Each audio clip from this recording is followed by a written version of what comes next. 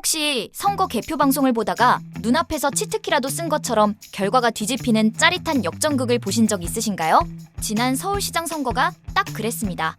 지상파 출구조사에서는 정원호 후보가 51.4%, 오세훈 후보가 46.0%로 정 후보의 우세를 점쳤고 JTBC 예측조사에서는 무려 53.5%대 42.9%로 격차가 더 벌어지면서 이거 게임 끝났네 싶었거든요.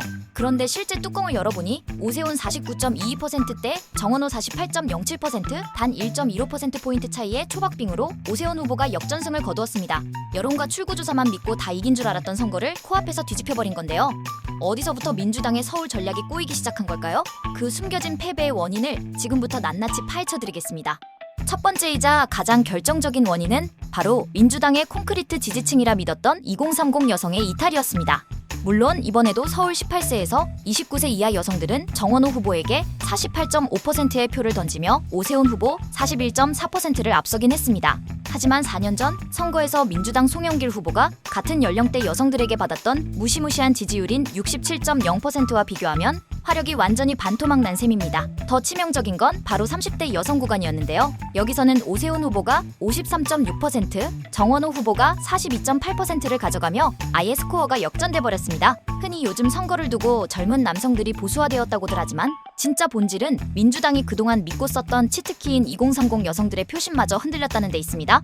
왜 이런 일이 벌어졌을까요? 유권자들의 인터뷰를 뜯어보면 두 번째 원인이 나옵니다. 바로 정원 오만의 한방, 즉 유권자들을 끌어당길 확실한 의제가 부족했다는 점입니다. 2030 여성들 사이에서는 민주당을 굳이 뽑아야 할 이유를 모르겠다. 여성이나 환경 같은 진보적인 매력적인 의제가 아예 안 보였다는 반응이 터져나왔습니다. 정원호 후보는 성동구청장 3선이라는 아주 훌륭한 행정가 이미지를 가지고 있었지만 서울시장이라는 거대한 판에서는 오세훈이라는 거물을 대체해야 할 강력한 명분을 보여주지 못했습니다. 유권자들 입장에서는 오세훈은 익숙한 시장이고 정원호는 괜찮은 행정가 정도로 보이니 굳이 모험을 하며 판을 바꿔야 하나? 라는 의문이 생기면서 뚝배기가 깨져버린 것이죠.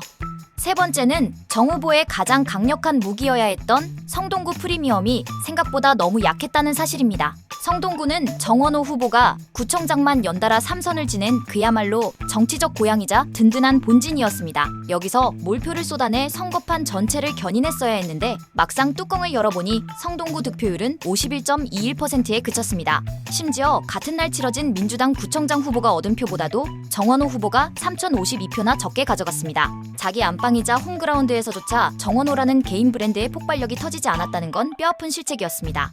여기에 네 번째 카운터펀치, 바로 세금과 부동산 민심이 불을 뿜었습니다. 요즘 유권자들 사이에서는 내 돈은 내가 쓰겠다, 즉 과도한 세금 부담에 대한 강한 거부감 정서가 깔려 있습니다. 실제로 30대 여성 유권자들 사이에서도 부동산 문제가 제일 걱정된다는 목소리가 컸는데요.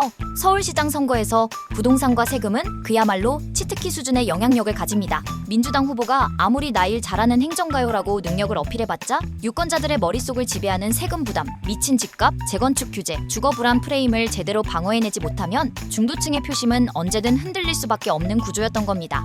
이번 선거 결과가 남긴 정치적 파장은 생각보다 엄청납니다.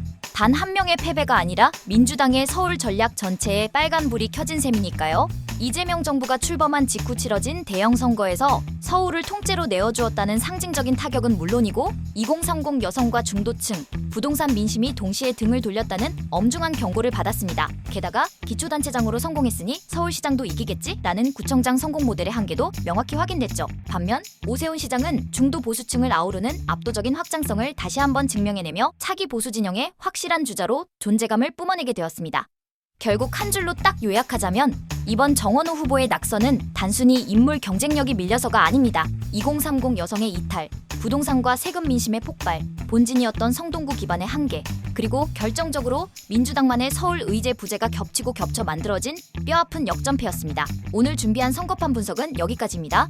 유익하셨다면 구독과 좋아요 잊지 마시고 다음에도 더 흥미진진하고 찰진 지식을 가득 준비해서 찾아오겠습니다.